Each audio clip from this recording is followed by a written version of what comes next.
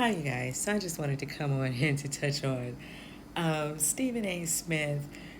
A few days ago, he decided that he was going to respond to Kwame Brown.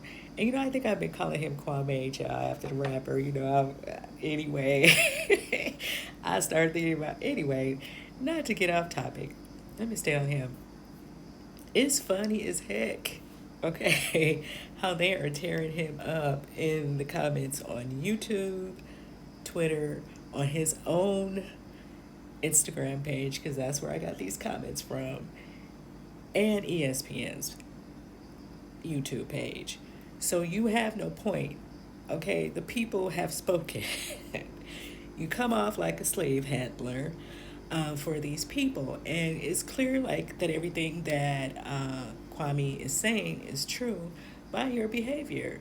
I mean, the guy said what he said. You said what you said. Instead of leaving that alone, you thought by putting together a 6 minute reel of a 12-year career of one player was going to make a point.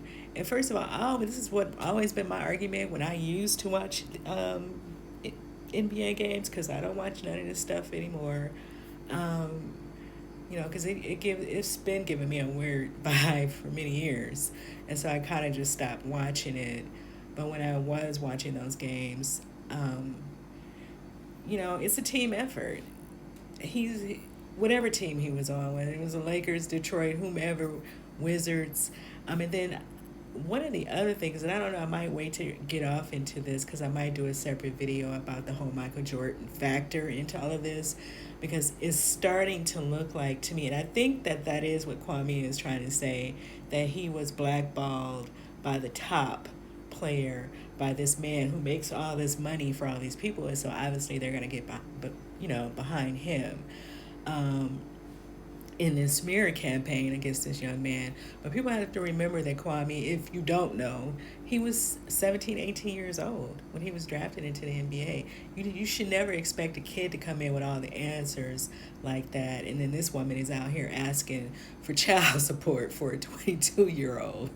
Okay, so you have to make some of this stuff make sense, okay? You know, it's just not worth going this far for this many years on this young man. And that is the point. There is no other point. And like I said, Stephen A. Smith just comes off like a slave handler from back in the day. He was that person, that Negro that was always willing to turn on the rest of us, right? And you throw, and like Malcolm X said, you throw that steak in that lion's den, and that's all it takes is somebody to throw him a check, and that he just gonna go on and go crazy with it. But he really has no point with that reel. That mess had me over here on the floor because because those comments were eating his ass alive. Like, we're not trying to hear this mess. Like, black people are tired of hearing it, and then other people are clearly tired of hearing it too.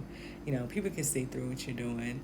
And it is what it is. You sitting over there getting your check. Do what you do. Leave this man alone with that nonsense. I'll see you guys in the next video.